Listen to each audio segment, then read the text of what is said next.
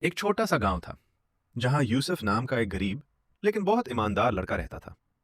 اس کے والد اس دنیا میں نہیں رہے تھے اور یوسف اپنی بیمر ماں کے ساتھ محنت کر کے زندگی گزار رہا تھا۔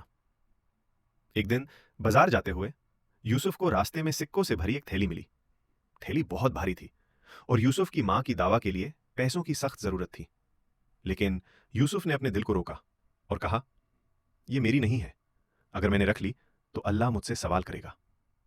بازار گھوم کر پوچھا مگر ٹھیلی کا کوئی مالک نہ ملا۔ آخر اس نے ٹھیلی قاضی صاحب کے پاس جمع کروا دی اور قاضی صاحب نے پورے گاؤں میں اعلان کروا دیا۔ کچھ دن بعد ایک بزرگ آدمی آئے، آنکھوں میں آنسو اور آواز میں درد۔ انہوں نے کہا، یہ میری امانت ہے، اسی سے میری بیٹی کی شادی ہونی تھی۔ قاضی صاحب نے یوسف کی طرف دیکھا اور ٹھیلی اس کے ہاتھ میں دیتے ہوئے کہا، بیٹا، یہ تمہاری ایمانداری کا انعام ہے۔ بزرگ آدمی نے یوسف کو انعام دینا چاہا، لیکن یوسف نے صرف اتنا لیا جتنا اس کی ماں کی دعوی کے لیے ضروری تھا۔ اس رات یوسف نے خواب میں سنا، جو اللہ پر بھروسہ کرتا ہے اللہ اس کے لیے راستے کھول دیتا ہے۔